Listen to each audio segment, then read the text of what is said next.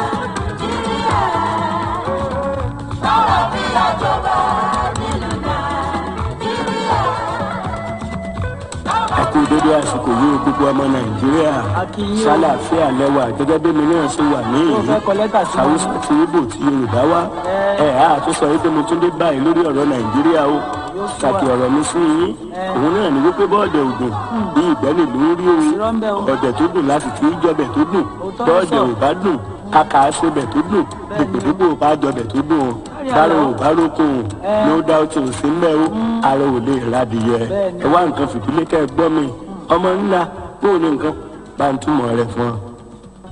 Igbo kwanu Igbo kwanu kwazuona anyị na-enwetara ụlọ ozi udo n'ịfụnanya Naijiria bụ ofu ebe ọ bụla onye si pụta anyị niile bụ ụmụnne udo na ịfụnanya ka anyị chọrọ n'obodo a udo tụrụ atọ nwere ọnọdụ n'etiti anyị ọganihu na mmeghe esoro ya bata ya mere ụmụnne m ka anyị wepụrụ ekworo na tigbo ozugbo n'etiti anyị ka ihe dịrị anyị niile mma ebe bara ugo belo ịnụla nwanne m udo dịrị gị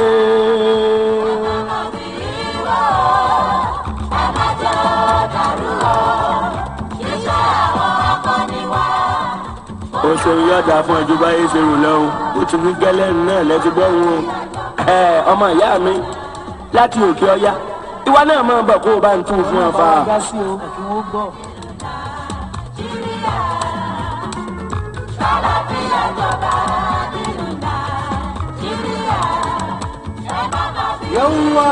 yan uwanmu maza da mata yan arewa mun kawo muku wannan sako na salama da kauna. Najeriya kasanmu ne, babu bambancin yare, babu bambancin addini, kuma kasanmu guda ne, muka kuma zama guda. Salama da kauna shi muke nema. Idan salama da kauna ta kasance a cikinmu, kasanmu za ta girma. Saboda haka mu rungumi juna, mu kauda bambanci, mu kauda fada, kuma mu kauda yaki-yaki a cikinmu domin mu samu salama. Allah ya albarkaci mutanen Najeriya.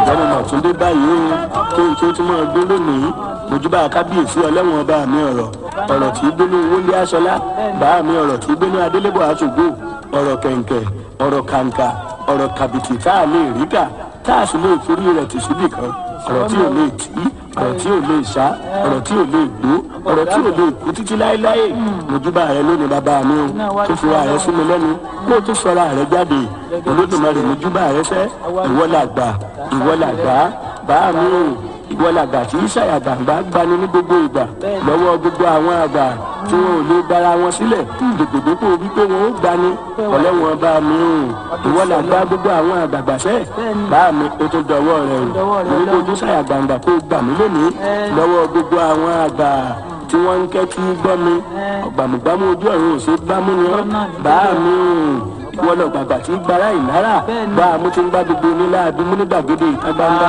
ìlú tó gbọwọ́ rẹ lónìí ìyá ọlẹ́wọ̀n bá mi àgbà mo ní kó gbà mí fa má sì jẹ́ ń sìnkú má jẹ́ ń ṣiṣẹ́ o níwájú gbogbo àwọn àgbààgbà tó ń rán mi sí kí wọ́n má bàa lè gbá mi lẹ́nu o àní mo júbà rẹ sẹ́ ọlẹ́wọ̀n ìwọ gan ni àgbà tó lómi nínú tó sì tó ń lò tó wá ń fi dúdú rẹ̀ sọmọ aráyé ló fẹ́ mọ́ dún wọ́n jẹ́ pé dàbí àgbá òfìfo tí ó kàn máa ló waworo ìjọba olódò mẹ́rin o àgbá rẹ̀ tó lómi nínú omi ọ̀hún ò sì lè gbẹ́ títí láéláé inú ẹ̀ náà mo tẹnu bọ̀ ifá ni mo tún fẹ́ mọ́ bu omi fún gbogbo ọmọ Nàìjíríà mi omi ìtura ni ó jẹ́ o omi ìlọsíwájú omi ìdàgbàsókè omi àṣeyọrí omi àṣeyege omi àṣeyẹ omi ayọ̀ omi àlàáfíà omi ìdùnnú inú wa ó dùn kọ́dún wa ó sì tún dé fa kálàáfíà lọ dúpẹ́ lọ́wọ́ rẹ Ọlọ́run nítorí ó ti ṣe é ṣe rẹ. We need peace in Nigeria. Let peace reign. Let there be peace. Let us remember what we've gone through. Gbogbo ọmọ Yorùbá o, gbogbo ọmọ Haúsá o, gbogbo ọmọ Ìgbò, gbogbo ọmọ Yorùbá, mo tún ké sí yín lẹ́ẹ̀kan sí gbogbo ọmọ káàárọ̀ òjíire, ẹ̀yin ọmọ odò tó dá ìwà, dáko, ẹgbẹ́ nǹkan fìdílé kẹ́ ẹ gbọ́ mi, gbogbo ọ̀rọ̀ yìí tí mo sì ń sọ yìí, ẹ lè máa bá mi túmọ̀ rẹ̀ ní kankan, fáwọn ọmọ ìyá wa lórílẹ̀‐èdè yìí nítorí ọ̀rọ̀ yìí kò yọ ẹnì kankan sílẹ̀ o ẹ jẹ́ ká rọra o ẹ jẹ́ ká rúra o ẹ jẹ́ ká ṣọ́ra o lágbájá ń palẹ̀ ogun mọ́ tàlẹ̀dò ń gbìmọ̀ràn tẹ̀ làkàṣe pé oníbàábà fọ́ gbogbo ẹ̀ ẹja fọ́ yányán. ẹ má gbàgbé ibi tá a ti ń bọ̀ lórílẹ̀‐èdè yìí ẹ jẹ́ rántí ibi tá a dé ká sì tún wòye ibi tá a ń lọ o ṣe é gbàgbé ni wípé tálàáfíà bá wà náà la láǹfààní láti máa mọ̀lú la láǹfààní láti máa ṣèlú la láǹfààní láti máa tòlú nígbà òun gan la tó láǹfààní àti máa jẹun nínú ìlú yóò sálàáfíà nǹkan ò lè rọgbọ o ọ̀fà ni mo gbàdókè fíà tí mo ráwọn ọ̀dọ́ mẹ́fà níbi tí wọ́n ti ń jìfà àlàáfíà ń lè ní retí látọ̀dọ̀ àwọn ọ̀dọ́ mẹ́fà tí wọ́n ń jìfà lókè fíà ìfàkúfà tí wọ́n ń fà náà ló fa à ń yọ ọ̀fà à ń ta ọ̀fà à ń fa ọ̀fà fàrà tí wọ́n fa ọ̀fà lókè fíà náà ló fa kọ̀ọ̀kan lára wọn ya àlàáfíà ló bá di fíafíà àlàáfíà ló dúró àlàáfíà ló dúró àlàáfíà ló ṣe pàtàkì ló ṣe kókó nítorí ẹni tó bá ń lépa àlàáfíà kò ní bá wọn fa fàkúfà kò ní bá wọn fa wàhálà bẹ́ẹ̀ ni òsì ní dárúgbùdù sílẹ̀ o ló jẹ́ kí n mọ̀ ké tantan ló jẹ́ kí n mọ̀ lọ́gùn ló jẹ́ n mọ̀ pariwo ló jẹ́ n mọ̀ fọn rere ló jẹ́ n mọ̀ polongo ló jẹ́ kí n mọ̀ ké tantan kí n sì tún mọ̀ palantia wípé àlàáfíà lójú ẹgbà àlàáfíà láàyè abẹ́ ti gbàgbé gbogbo nítorí wa ti rí lórí ṣe ti gbàgbé ibi tá a ti ń bọ̀ ní lórí ọ̀rọ̀ pé a fẹ́ dá òmìnira a fẹ́ dá dúró a fẹ́ dá wà a fẹ́ dá sílùú ara wa a fẹ́ máa dá sí ìjọba ara wa fúnra wa lórí ara wa ṣe ti gbàgbé gbogbo ìgbìyànjú ṣe ti gbàgbé gbogbo ìlàkàkà gbogbo ìwà kíkanjú táwọn akọni wa tí wọ́n wù ń dò ní àní iṣẹ́ takuntakun tí àwọn heroes wa tó ti pass tí wọ́n ṣe wọ́n jà fitafita láti rí wípé àlàáfíà orílẹ̀-èdè yìí náà ló fìdí múlẹ̀ àlàáfíà nàìjíríà ni wọ́n lépa àwọn tó ṣe eré àtàwọn tó ṣe ebi ṣe é ti gbàgbé gbogbo wọn ni ẹ̀mọ́dé àgbàgbé nítorí wa ti rí o ṣe é ti gbàgbé ọ̀pára ẹ̀náwó awólọ́wọ̀ Tafawa Balewa Nnamdi Azikiwe Ahmadu Bello Akíntọ́lá àtàwọn tó ṣe eré sẹ́ẹ̀ tọ́pẹ́ o ní àti àwọn tí ò ṣe eré ṣe é ti gbàgbé ni ṣe é gbàgbé nítorí nàìjíríà ti rí mi láti ìbẹ̀rẹ̀ pẹ̀pẹ̀ onírúurú ohun ló ti ṣẹlẹ̀ ẹgbàágbèje ni ìṣẹ̀lẹ̀ tó ti ṣẹlẹ̀ ṣé ẹ ti gbàgbé aago ìrúsù ni bẹ́ẹ̀ gbàgbé Adékúnlé ọmọ Fájuyì tòun ti ìṣẹ̀lẹ̀ tó ṣẹ̀ ń bàdàn ní òní Yakubu Gowon ńkọ́ lásìkò yìí náà. Good afternoon, and you are welcome to another segment of Nigeria Decides 2023. We are reaching you live direct from the studios of Osun State Broadcasting Corporation, OSBC, here in Osogbo, the capital city of Osun State. Now we have Tosin Oladokun, who was in Ilesha today during this ongoing presidential and National Assembly elections. Tosin Oladokun, you are welcome. Good evening, Nigerians. Nigerians are listening. So you were in Ilesha during the election. At what time did you get to Ilesha? I got to Ilesha early enough. I think around 8:30, 9 o'clock. And I was Ward 10 Unit 6 of Mr. Speaker, the ward in Ilesha East Local Government. Oh, you are with the speaker? I did. Oh, so what is the situation in Ilesha, particularly where you are with the speaker? Well, I'm convinced to you that we have to commend the voters for comport and conduct themselves in a very civil manner. What I got and what I saw in Ilesha East, especially where I visited, was that of a very seamless process. Even the voters shows the commitment. You can see it on their faces that this set of individuals are ready to cast their ballot for the candidate of their choice. In fact, the aged people were turned out largely to ensure that they cast their ballot. So the turnout was impressive. Very impressive, especially on the part of aged. We discovered that the youth are not that the turnout of the youth it's quite low a bit. That is just my own observation. Well, that is categorization. Exactly. The fact means that the turnout was very largely. Now, there was this allegation of intimidation of voters in Ilesha. How will you respond to that? I will appreciate if you can just pinpoint some areas where they mentioned that there were intimidation of voters, because I did not even see And I did not even say anything like that. Not of that. That was why I said initially that the process was seamless and commendable. But the speaker, Right Honorable Timothy Oboye, said there were harassment, intimidation, and what have you. Don't you notice anything else? Well, with respect to the Honorable Speaker, I didn't see anything of that nature. You know, he's a politician, and probably has gotten some information from different ends. But where I was and where he cast his vote, nothing of that. That is Ward 10 Unit 6 in Europe. Was that the only polling unit you were in the nation? I was at almost 4 or 5 polling units, especially in Ilesa Metropolis. And what I saw there is that of peace. Boss. Tosin Olúwatósìn Ọládòkun káàbọ̀ padà sílé ẹ̀yìn ìyẹn wà Olúwatósìn Ọládòkun tó wà lára àwọn ikọ̀ ìròyìn OSBC tó lọ sí ìlú Iléṣà àgbègbè rẹ̀ ó ti dé gbogbo àbọ̀ tó fi jẹ́ wa lẹ́ẹ̀kan ó fẹ́ wá sọ ní ìsìn tí àwọn olóyìnbó ń pè ní live and direct káàbọ̀ Tosin bóò ni ètò ìdìbò ṣe rí ní gbogbo ibi bẹ́ẹ̀. Atọ́kùn máa kọ́ kí pé ẹ jẹ́ ká kí àwọn ọmọ Nàìjíríà àti àwọn ọmọ ìpínlẹ̀ Ọ̀ṣun pé wọ́n dúró láì jẹ́ wípé ogún mi ò tẹ̀lé wọ́n jáde wọ́n dẹ̀ sí ẹ̀tọ́ àwọn ìṣẹ̀kùn wọn sọ nílùú Iléṣà East nílùú Iléṣà gbogbo ariwo tá à ń gbọ́ tẹ́lẹ̀ kìnìkan kò sí tó jẹ bẹ́ẹ̀. In fact atẹ́gùn ò fẹ́ jù kò dẹ̀ kéré jù níbi tí mi wà. Táwa àti ẹ̀rù pé bóyá lónìí kò ní sí dìbò gbogbo ohun tó ti ṣẹlẹ̀ bí ọjọ́ mélòó kan in fact ní tí mo tún wá rí lónìí dáadáa ni pé even àwọn ìyá arúgbó yẹn we have some people who regard àwọn kan wà tí tó ń sùn wọn débi tí wọ́n ti fẹ́ dìbò wọ́n tó máa tó gbá fẹ́ dìbò wọ́n kò lọ́dọ̀ wọn nígbà tí wọ́n help wọn. wọ́n ràn wọ́n lọ́wọ́ láti so èmi ẹjẹ́ àpọ̀ ọmọ Nàìjíríà tí wọ́n ṣe dáhùn Nàìjíríà lè dá máa sọ̀rọ̀ Iléṣà. Iléṣà tó lọ́rùn ẹ̀wọ̀n ojúlé tó gbogbo Nàìjíríà nígbà tá a wà lórí ètò lẹ́ẹ̀kan abẹnugan ní aṣòfin ọ̀nàrẹ́bù Timothy Owóẹ̀yẹ wọ́n pè wọlé wọn ní wàhálà ti wà ní Iléṣà o wọn láwọn ọmọ gànfẹ́ wọn ti gba àkóso gbogbo Iléṣà pé ẹni gbébọn aládàgbàdà pé ẹni dé ilé ìdìbò fẹ́gbẹ́ kan tó wọ́n gé lórí bọ́ọ̀lẹ̀ ńlọ bí àwọn ọ̀nà mélòó lẹ ti rí àwọn èèyàn torí sùn lọ ẹsẹ̀ sùn lọ. gẹ́gẹ́ bí láì nílò òfin tí wọ́n pè ní òfin ìdìbò honourable speaker pẹ̀lú àpọ́nlé àti tọ̀wọ̀tọ̀wọ̀ forúkọ wọn lágbára jù láti wà níbi tí wọ́n bá ti dìbò kí wọ́n padà sílé lọ.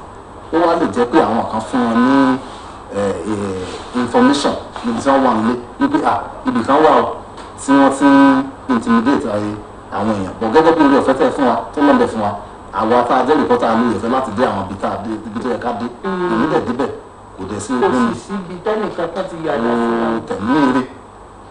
bóyá ń bẹ̀ yín lọ tán. ó lè jẹ́ bẹ́ẹ̀. Even if you don't see it, you are in Iléṣà, you must have had it.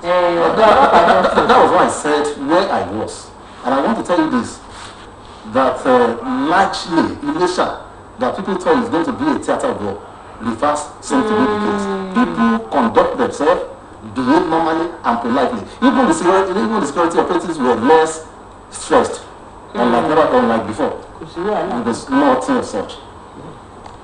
Okay, we want to thank you because we know you have to go back to your editing suit to put your pen on paper and make sure you adjust the video with the voice. So Tosin Oladokun, we thank you for your contribution. We appreciate it, sir. And we thank God that you arrived here safely. That's our joy. So you are looking. Don't let me use that grammar. So we thank you. We appreciate it. So we have to take a break, and Sonia Honorable will come in. He wants to tell us one or two things about where he was today.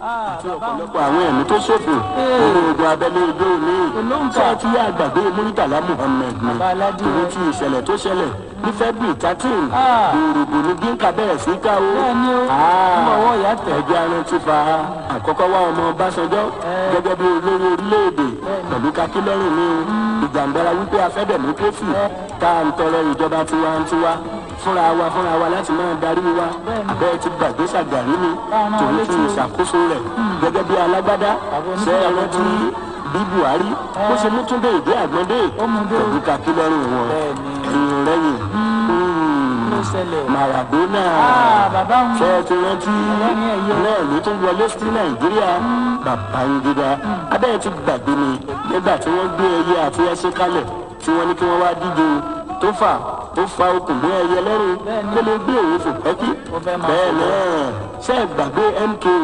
Mọ̀ṣúdì Ọláwálé Kásìmáwò Abíọ́lá ó ní orí ẹṣin tó ló bá bẹ̀rẹ̀ sí juwọ́ ó ló gbàgbé pé kọ́gùn.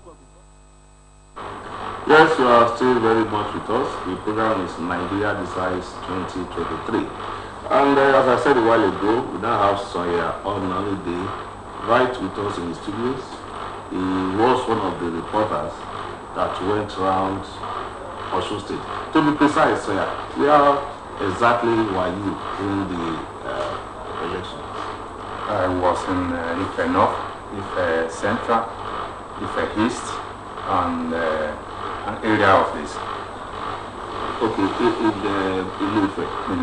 Oh, so how was the exercise in those areas? All the polling units visited were, they started as early as 7, 8, because we got to... Voting should start by 8:30. But you need people were on ground by 7:30 because we got to Edram by 8:10 or so, and people are already being accredited and conducting themselves in a peaceful and orderly manner. So generally, how would you assess the turnout? You must have covered 1, 2, 3 elections in recent time. How would you assess today's? I think the electorates are getting more and more sophisticated, sensitive about what they want for their country, in terms of the leader who emerge, and probably from the experience, people are yearning for, leader that can take the country forward. So the turnout was impressive. The atmosphere generally peaceful, security. How will you rate the security was spot on. The security personnel were strategically positioned around everywhere, every polling unit we meet, and people you can see the excitement that they want to participate in the election, and they conducted themselves in a peaceful and orderly manner. Do you notice any sign of vote buying?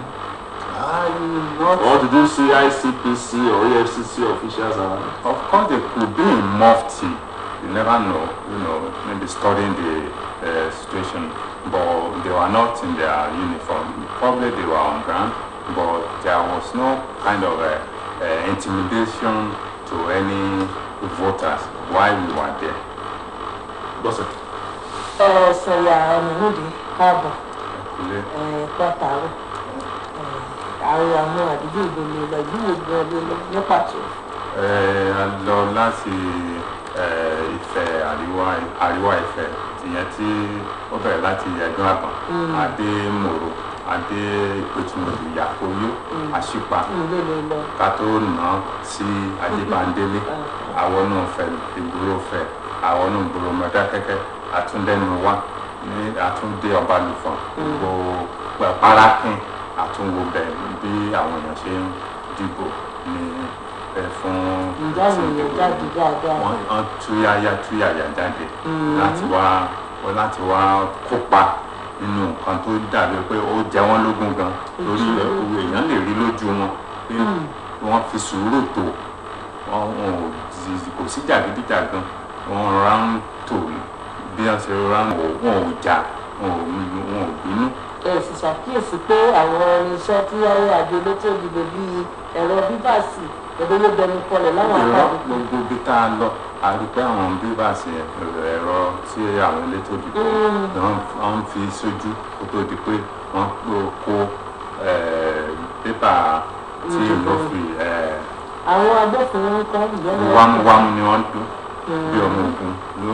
In fact ká tó kúrò lákọ̀dá gbogbo mọ́tò náà dá dúró àwọn àwọn gbébọn ti àwọn sójà wọ́n wà ní àkùdà tó yẹ pé wọn ò ràn yàn so a ní láti fọgbọ́n ṣe ta ní sùúrù tí wọ́n fi bá wa sọ̀rọ̀ so ìgbà tí a sọ pé oníròyìn náà àwọn ń fẹ́ lọ kúrò yìí lọ ni ìgbà náà tó wá jẹ́ ká lọ. bákan náà lọ́mọ sí orí nílé Ifẹ̀ pẹ́ tó lè kọjá síbì kan àwọn ọmọ ogun wọn wà níbù ǹdẹ́ àwọn ọlọ́pàá náà káàkiri àti àwọn elétò àjọ àwọn aláàbò ìlú káàkiri ni wọ́n wà ń bẹ̀. ẹ sì gbúrò lápá àbí kankan tẹ́sílẹ̀ pé bóyá àwọn kan ti jí àpótí ìgbòho ọmọ gẹ̀ẹ́sẹ̀ tí ń gbàgbóró owó lápá àbí kan. ààrí gbọ́ ààrí nǹkan kan tó jọ. lóde kòkòrò nìkan. ó lọ ní ìrọwọ́ rẹ̀ sẹ́ nínú àwọn. Well, Sir, we thank you and we appreciate your effort. I know you will need some rest now, and we know where we need. So we'll see later in the day. So we appreciate you. So today, Bola will also now come in. We now have his own.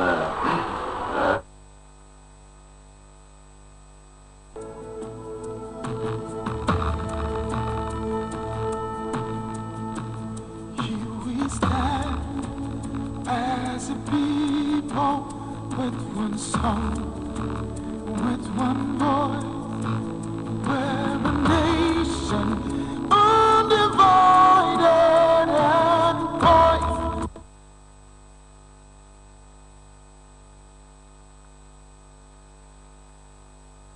Very much with you live and direct.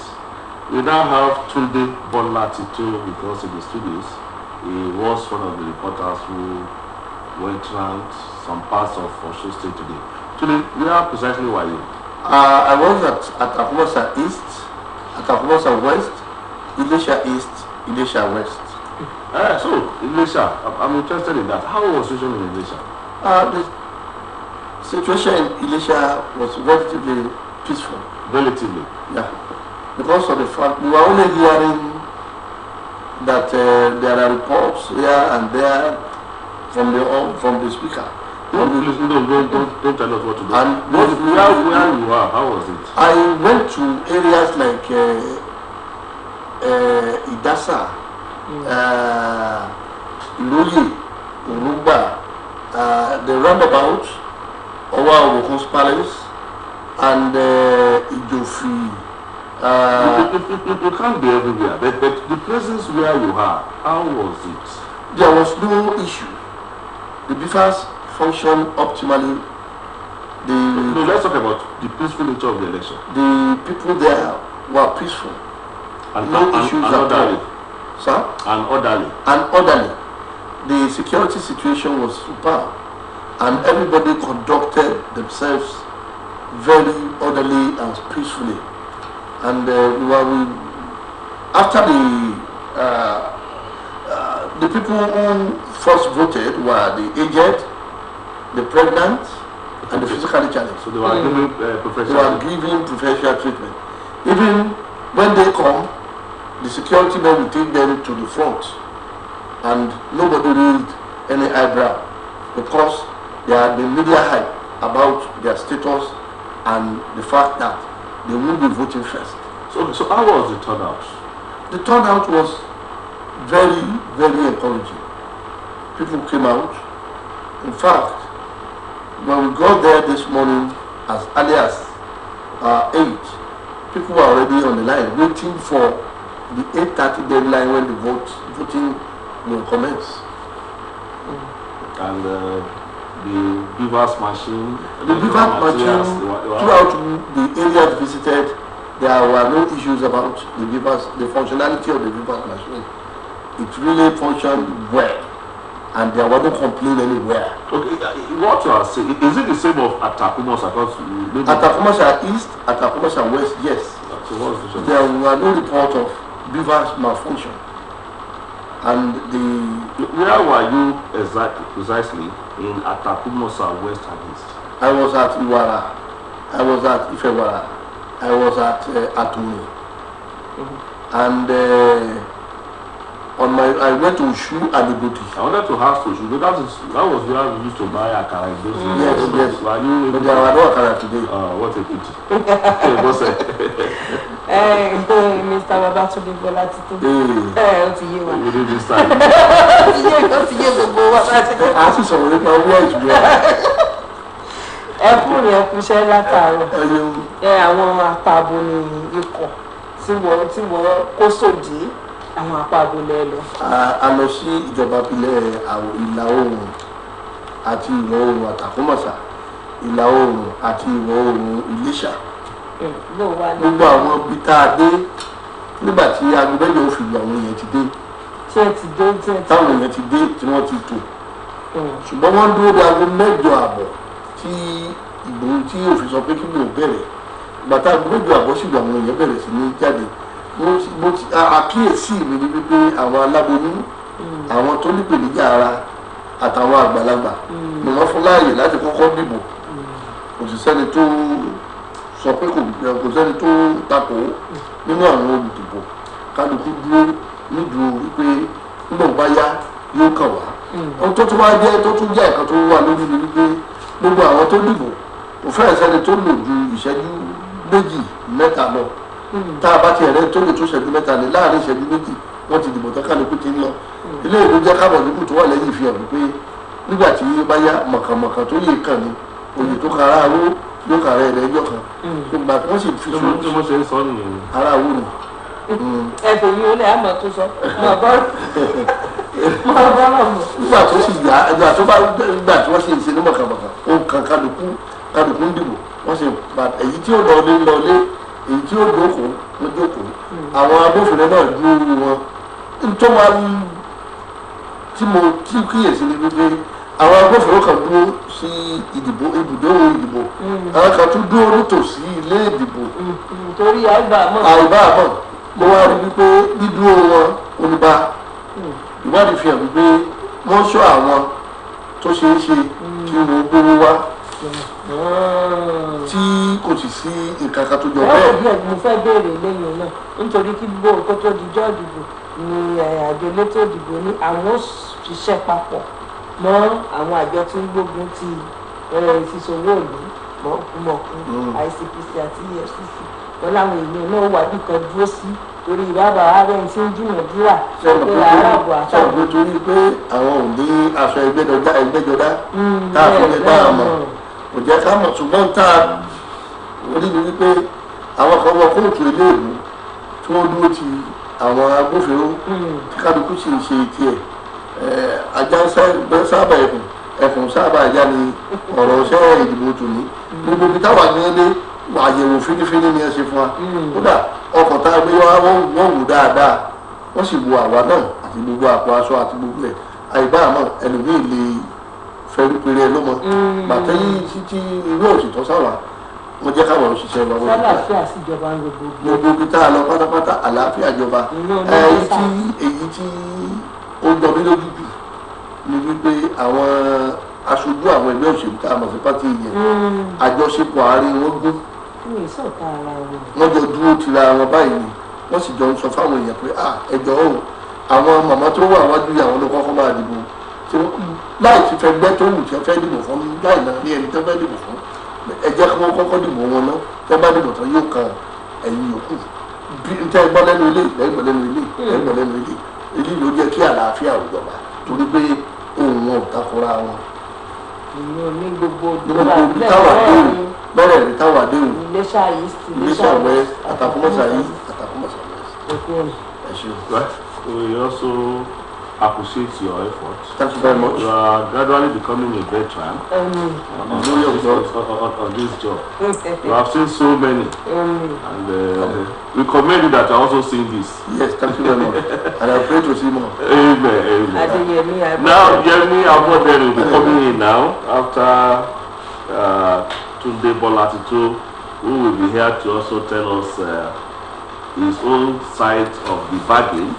He was in one or two places, he will tell us himself. So, Mr. If I will imitate, I have not said the alumni. Mr. Adeyemi Abodere. You are welcome. Thank you, sir. So where are you today? I covered the election in Obukunriade Federal Constituency today. Obukunriade Federal Constituency.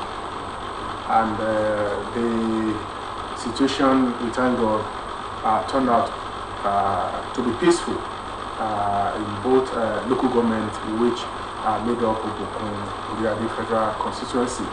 I started from Ibukun, which is the headquarters of Ibukun local government. We got there around 7:30 in the morning, and as early as possible, eligible voters have trooped to their various polling units to wait for INEC officials to arrive for the conduct of the election. And where I visited, which include St. Peter's Primary School, Ibukun, Post Office area in Ibukun, NUD Primary School, Amulet area. I know you know them, but you live in Ibukun. So as early as possible, they turn out to at least to exercise. What about Oriade local government? Yes, same thing happened in Oriade. Because at the time we got to Oriade around 11. Which particular town in Oriade now? Yeah, we are in Ijebu-Jesha. We are in Ere Ijesha. We are in Ijebu-Jesha and some other smaller towns along the line to observe the exercise, most especially in Ere Ijesha, which is very close to Ibukun. So the turnout at the Anglican primary school in the town was massive. Though the turnout cannot be compared with the last governorship election in Osun State. That turnout was massive, incomparable to what happened today. Maybe some factors were. No, some people have spoken along that line. Let's leave that. Yes, Ijebu-Jesha. And the security situation, how was it? The security situation was okay, though 1-2 security personnel were deployed to each of the polling units, unlike what happened the other time when the Osun governorship election was an isolated election. Security personnel were drafted from other states, but today there were people serving in Osun State that were used. At least you have one officer in each of the polling units to ensure each exercise. The electoral materials. They arrived in time. The exercise started very early. At exactly 8:30 on the dot, it started in Ibukun, in all the polling units in Ibukun, and the beavers worked accordingly, except in Ilari Jesha, Ward 1 and Ward 3 and Ward 8. Beavers malfunctioned in the 2 polling units, and it took time before the situation was rectified. Except for those 2, but it was eventually rectified. It was eventually rectified. Okay. So the exercise was smoothly conducted. The beavers ensure speedy processes as accreditation and voting were done simultaneously. Boss. Ó ṣeun Adéyẹmí Abọ́dẹrìn èmi náà kò ní Adéyẹmí bó ni gbogbo ibi tí ẹ lọ lónìí àti pé àwọn òbò ni.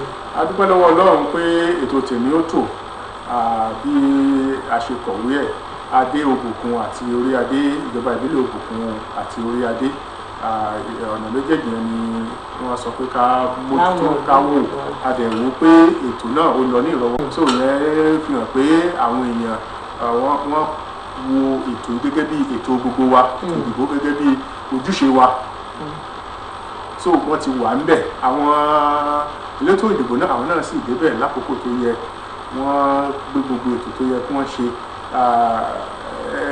tí à ń pè ní ballot boxes mẹ́ta ni wọ́n fi lẹ̀ tẹ́ bá gbàgbé ètò ìdìbò mẹ́ta là ń ṣe lẹ́yìn tí ààrẹ ilé ìgbìmọ̀ asòfin àgbà àti ilé ìgbìmọ̀ asòfin house of rep so pátákó ìdìbò mẹ́ta ballot boxes ike ìdìbò mẹ́ta ni wọ́n fi sílẹ̀ kí wọ́n lè dá mẹ́tẹ̀ẹ̀ta yàtọ̀ mọ̀ síra wọn bẹ́ẹ̀ náà ni ìwé ìdìbò ballot papers mẹ́tẹ̀ẹ̀ta ni wọ́n pín fáwọn èèyàn láti dìbò báwọn èèyàn ṣe ń gbà bọ́ ṣe ń ṣe accreditation pẹ̀lú beavers ni wọ́n ń lọ sí ojútò pátákó tí wọ́n gbé sílẹ̀ láti tẹ̀ka bẹ́ẹ̀ náà ni wọ́n lọ sọ sínú àwọn ballot boxes tí wọ́n ti fi sílẹ̀ fún wọn láti ṣe tí a bá wò ó generally ètò ìdìbò ní gbogbo ibi tá a dé ó lọ ní ìrọwọ́ ìrọsẹ̀ kò sí ogún mi kò tẹ̀lé kò sí dìbò pé ìtàdé ẹnìkankan dúnkù kò sí bẹ́ẹ̀ nìkankan in fact láwọn ibì kan ẹ fẹ́ wò pé particularly níbòkun NUD primary school tá a bá wo àwọn tó wà níbẹ̀ àwọn tó lóyìnbó ń pè ní ọ̀jìnì òṣèlú ni wọ́n political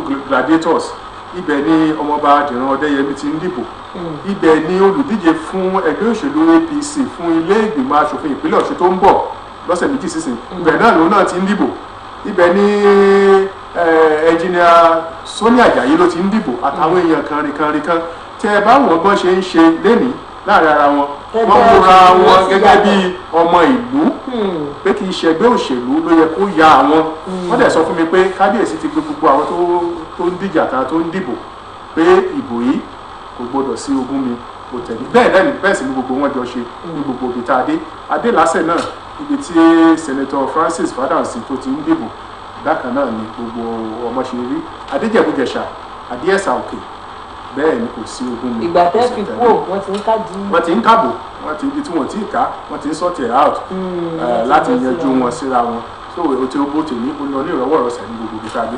Ọlọ́run ṣe. Okay, we also want to appreciate dàbí you pé mo ti ń wọ́rọ́wọ́ láti Agboola. for your effort. Yes, sir. So we know that in another 2 weeks yes, you will be out again. Yeah, of course, yes. You are used to it. Yeah, of course. And you don't have any other job, at least for now. For now. And the one that we have now, you must do it diligently. And I want to also commend your diligence too.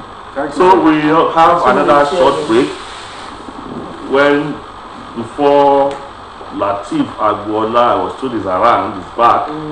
He will join us shortly. So let's have this break.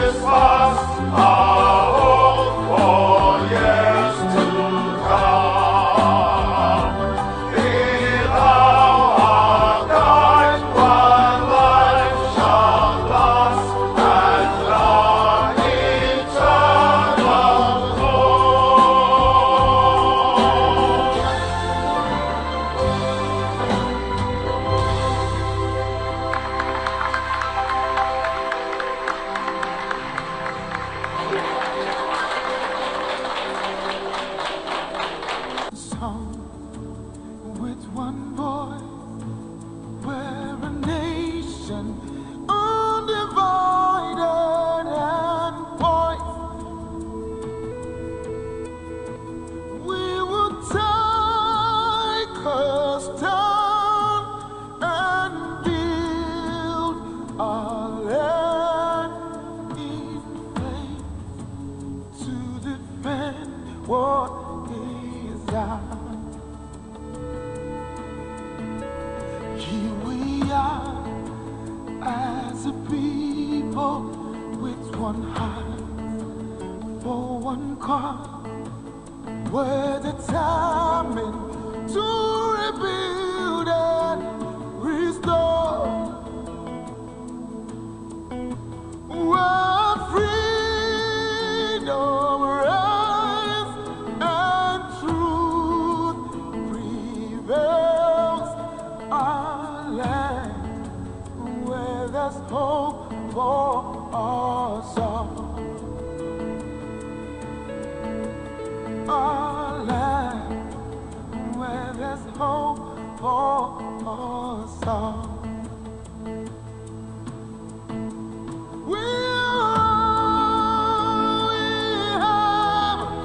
We'll defend our land. We believe in this nation, and we know we'll get there.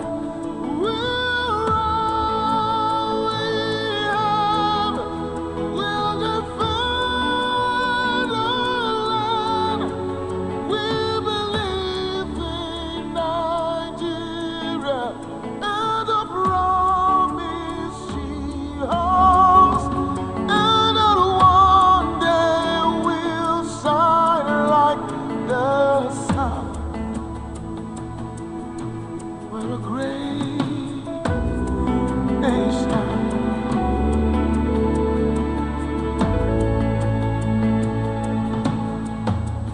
Though we are many people, different tribes, different tongues, we're united in our strength and resolve.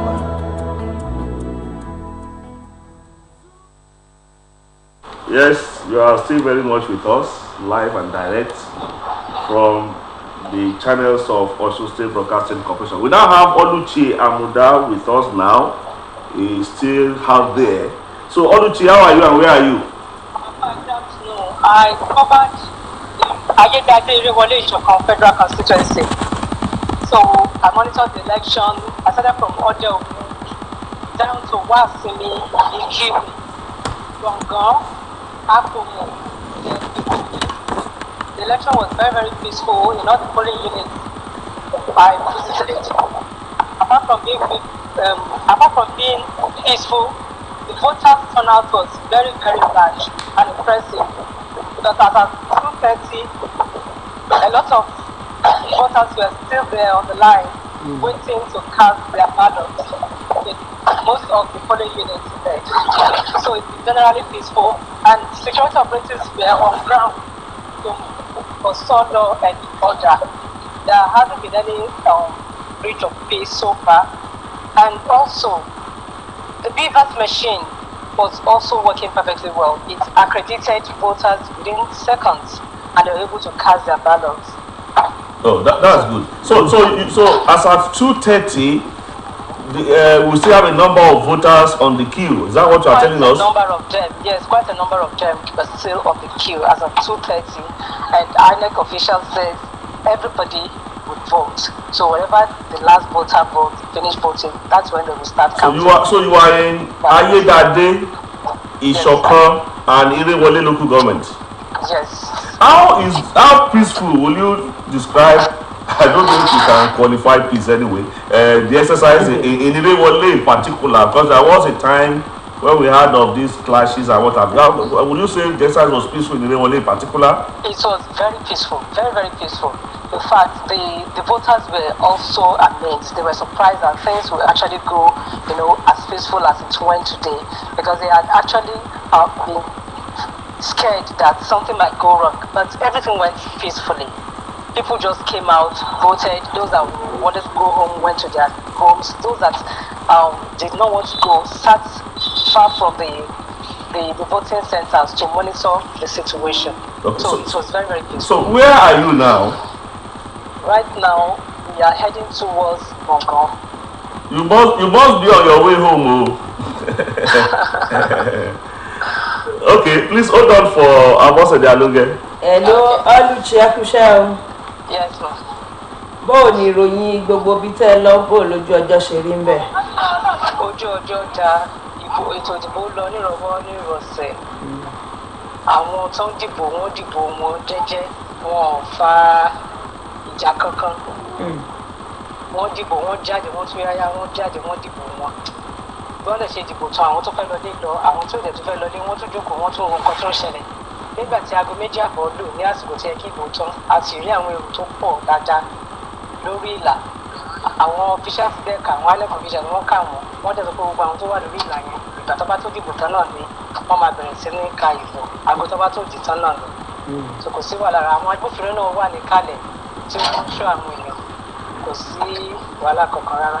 Bá a ṣe sọ̀rọ̀ yìí ìdìbò ń lọ láwọn ibi tẹ́ ẹ wà lọ́wọ́lọ́wọ́ báyìí. Bẹ́ẹ̀ ni ìdìbò ń lọ.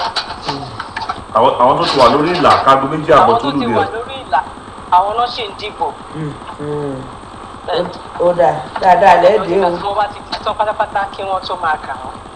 Dáadáa lẹ́ẹ̀dẹ́ ilé làwọn. Okay, thank you, Oluchi, and please be safe. So we look forward to seeing you at the headquarters here. Yes, now we have with us in the studios Lateef Agbola. He spoke with us while on Beats a while ago. Lateef Agbola, you are welcome. Thank you, Obiodun. So tell us where you are and how the exercise went in those areas. Well, our crew went to, we covered Ibadan Bodika and Odo team, Federal Constituency. When we left Osogbo, on getting to Alamisi Junction in Ikiono, we met a barricaded point by the military, and we spent like going to 10 minutes there. Because I believe there was instruction that they shouldn't allow anybody to pass, that there is restriction of movement throughout the day. But we have to explain to them that we are journalists and our duty is to cover the election. The guy left and went to the superior officer to report, and he now told him to come back and allow us. But before then, another like two or three other crew had joined us. And he now said, "You said one vehicle. This were about 4 vehicles. What is happening?" And I took time to explain to him, "Don't first, officer. We are all journalists. We are covering this place. They are covering that, and they allowed us going." Now, when I got to Odotin first, we went to Asi, Asaba, Oyan, and Ijabe, including Konta Ijabe. At that period, people were out as early as possible. In fact, it was very impressive that even the elderly ones were mobilized to come out, and they allowed the elderly ones to vote before the younger ones did, and the same thing they did to the physically challenged ones. Well, I could observe, I said that early arrival of material and the INEC official, then friendly environment. If you see party agents, they were friendly, irrespective of the party. There were still too many void votes. I wouldn't know, maybe as a result of not enough voters education. Where was that? In the Velodun, in particular. Maybe I observed voters were not well educated. Then some other thing, maybe a kind of too much enthusiasm. And I wanted to vote today. Before you know it, the vote became void. But there was a kind of voter apathy in some part of Boripe, Ire in particular. And when I asked around, some people said they were not mobilized. I couldn't understand what they mean. Maybe they expected Putukuba to come and encourage them to go and vote. But all the same, you can see it was impressive. We met the security officers there. They were also also friendly. Were you at Boripe local government? Boripe Ifelodun, yes, I covered. Were you able to see the former governor? Yes. By the time we could, because in the first place we went to Oduoti to meet former governor Olaso Yinola, and he spoke with you on while on the program. But before we could get to Rabiji, Boripe development area of the state, the studio line was not going through. But we were able to interview former governor and he spoke. And part of what he said was people came out. The turnout was impressive. He only complained about what happened in Jesha land. But in this environment, it was a peaceful thing. According to him? According to him, he said it was impressive that people came out and they performed their civic duties without fear of people. So even he commended every actor in that aspect. He only complained that what is happening in Jesha land may affect the outcome of the result. He complained. What allegedly happening or allegedly happened? Because that has not been proven anywhere. Okay. The one other thing I observe is the food vendors. They use the opportunity of today to make money because many people won't be able to cook food for themselves. When they came to Bowling Unit, they were able to buy food and drinks. Those are the side attractions. Exactly. I believe those were. And what again? Yes, the Beavers was functional against what we had in the past. You hardly can you see an issue. If the Beavers didn't take your thumbprint, it will capture your face. So you have never seen any case whereby Beavers rejected any voter, whether in Ivelodun, Boripe or Oduoti. The other thing I observed, and that one happened around the Ikino town, where the two-party agents did not agree over which one is void and which one is not void vote. They had issues, and that one made them to void so many votes before we left that scene when they are starting. So yes, it is true we spoke with former Governor Olaso Yinola, but some people might just be seeing us for the first time, just tuning in. So what was his assessment of this? Yes, he also commended the impressive amount of INEC and the conduct of the electorate. He even said he couldn't see security agents around, though I saw like 2 or 3 police because they are peaceful people. Exactly. That's what he was trying to say is that there was no violence there at Okuku and some other area we visited in Oduoti, and the same thing happened in Ifelodun, Ikirun, Boripe, Rabiji, Ire, and elsewhere. But the fact remains that the prince was trying to let the whole world know that my own hometown, Okuku, there was no crisis.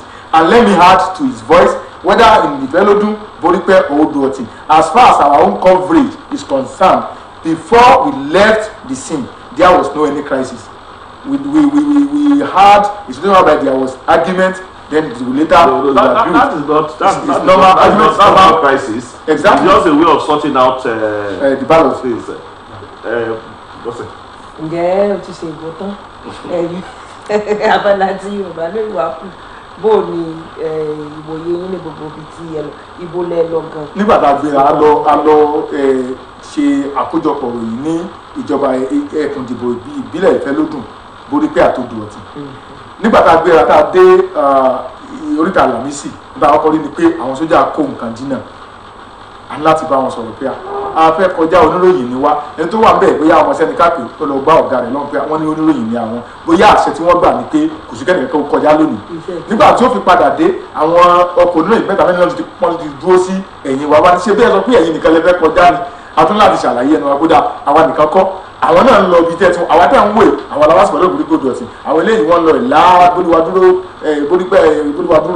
Ìfẹ́dayọ̀, wọn afárá sáfàyè gbà wá àkọjá lọ. Lára àwọn ibi tí aláǹfààní àti lọ Oduoti láti kọ́kọ́ gbé a lọ sí Así, nítorí pé Así lọ́hùn ló fẹ́ kàn sí ọ̀nà ló fẹ́ kángun tàbá lọ sọ́nà ìjọba ìbílẹ̀ ńlá tàgbà Oduoti kọjá. Nígbà tá a dé Así àríbáwọn wọ́n yètè jáde tí àwọn bílẹ̀ ṣe mọ́ ni wọ́n ti dé létò ìdìbò. Nítorí tó ń wúyàn lórí ni pé àtàwọn òṣìṣẹ́ àjọ elétò ìdìbò àti nǹkan tí wọ́n fi dìbò gbogbo ẹ ti wà ńlẹ̀. Àwọn òṣìṣẹ́ elétò ààbò àwọn náà wà ńbẹ̀ tí kálukú ń ṣe ọmọlúwàbí. Nǹkan mìíràn tó tún wú ni lórí Así ni o, Asábà ni o, Ọ̀yán ni o, Ìjàbẹ́ ni o, Kọ̀ǹtà ni o, tá a fi padà wá sọ́nà Òkùkù kó tó di Ìnísà àti bẹ́ẹ̀ bẹ́ẹ̀ lọ. Àwọn aṣojú ẹgbẹ́ òṣèlú wọ́n ń bára wọn ṣe pọ̀ ni kò sí gbóngbóng mi ò bó ti jẹ́ pé ẹgbẹ́ wọn ò papọ̀ tó wọn ò bára wọn jà wọn ò bára wọn ṣọ̀tá nílé ìdìbò. Nǹkan míì tí mo tún rí ni pé irinṣẹ́ tí wọ́n ń lò láti fi ṣàyẹ̀wò àwọn olùdìbò tá a mọ̀ sí BVAS ó ṣiṣẹ́ dáadáa ju tàtẹ̀yìnwá lọ. Tí ẹnìkan bá tẹ ìka tí wọ́n bá yẹ ìka rẹ̀ wò tí wọn ò bá rí tí wọ́n bá ti ń wojú rẹ̀ bẹ́ẹ̀ ni wọ́n rí títí tá a fi kúrò torí pé ọ̀pọ̀lọpọ̀ ibi la dé ní odò ọ̀tìn nífẹ̀ẹ́ lónìí níbo rí pé a rí pé kò fẹ́ẹ̀ sílùú tá a fi ẹsẹ̀ tẹ̀ tí a sì rí pé a dé bí yúnítì méjì mẹ́ta ń bẹ̀ láti lè fìdí ẹ̀ múlẹ̀ pé lóòótọ́ ètò ìdìbò wáyé sí lọ bó ṣe yẹ kó lọ kò fẹ́ẹ̀ síbi tí wọ́n ti ní wọ́n ń ṣàròyé pé BVAS yóò wá ṣiṣẹ́ bó ṣe yẹ kó ṣe o tí BVAS bá ti yẹ ọ́ bóyá ìka àwọn èèyàn kò rí wá dáadáa yóò ní wọ́n ní ẹja wojú yín wọ́n sì wojú wọn wọ́n sì rí pé ó lọ bí ó ṣe yẹ kó lọ. nǹkan mìíràn tí mo tún rí ni pé nígbà tá a dé Ìrèé níjọba ìbílẹ̀ Borípẹ́ àwọn èèyàn jáde ṣùgbọ́n àwọn ìwádìí mi wà tí mo ṣe láwọn ìkan sọ pé àwọn èèyàn tún jáde tó bó ṣe tọ́ pé ó ṣe kó jẹ́ pé àwọn ẹgbẹ́ òṣèlú ò lọ ṣèwúrí fún wọn ẹ mọ̀ pé ẹgbẹ́ òṣèlú ló fẹ́ dìbò ó yẹ kí wọ́n lọ bá wọn gbà ẹ wá dìbò fẹ́ bẹ́ẹ̀ ni wọ́n ní gbà èyí rìn wá láti lè ní wọ́n ti èyí kẹ́ wá sọ̀rọ̀ wúrí fún mi ní ọjọ́ pọ̀lọpọ̀ wá ṣùgbọ́n síbẹ̀síbẹ̀ náà àwọn èèyàn jáde dìbò wọ́n sì ṣojúṣe wọn ẹnìkankan ò sì dúnkokò mọ́ ẹnìkan a ṣèpàdé àwọn elétò ààbò lọ́tún lọ́sì àwọn DSS ní àwọn civil defence ní àwọn ọlọ́pàá ni tí àwọn náà rìn láti rí i pé àlàáfíà nígbà kódà pàdé àwọn sójà ní ìlànà láàrin ìgboro tí kálukú wọn náà ń lọ tí wọ́n bọ̀ láti rí i pé kò sí ọgbọ́n mi ò tẹ̀mí lórí ìrìn àjò lónìí. nǹkan mi tó tún wú mi lórí kó tó gbé àbẹ̀rẹ̀ ìbéèrè yín ni pé àwọn tó wà nílé ìbò ní àgbọ́yé lóòótọ́ àwọn kọ̀ọ̀kan ń kara wọ́n ń fààyè gba kí àwọn tó jẹ́ arúgbó kí wọ́n dìbò kó tó di pé àwọn abarapá dìbò àtàwọn tí àkàndá ẹ̀dá àtàwọn aboyún àtàwọn àkàndá ẹ̀dá ibi tá àti ibìkan wà tí obìnrin kan ti sọ pé ìbémi náà pọnmọ sẹ́yìn ẹni kárúgbó dìbò wọ́n ní láti bá sọ̀rọ̀ pé lóòótọ́ lọ pọnmọ sẹ́yìn jẹ́ kárúgbó di tiẹ̀ kí wọ́n ló di tiẹ̀ kó tó di pa àwọn yìí ló di tiẹ̀ àgbọ́yé wà dáadáa láàrin àwọn èèyàn tí wọ́n lọ dìbò lónìí o sì rí pé ó yẹ níbi ìrètí kó tó di pé. oṣù ní ìjọba ìbílẹ̀ mẹ́tẹ̀ẹ̀ta tí oyikọ̀ rẹ lọ olóore ọ̀fẹ́ láti bá gómìnà tẹ́lẹ̀ méjì gómìnà ìpínlẹ̀ Ọ̀ṣun tẹ́lẹ̀ rí ẹ̀yìn ọmọọba Ọlábísóyè àti gómìnà àná Àdìgbò Ìgòyètọ́lá ọláǹfààní àti bá wọn sọ̀rọ̀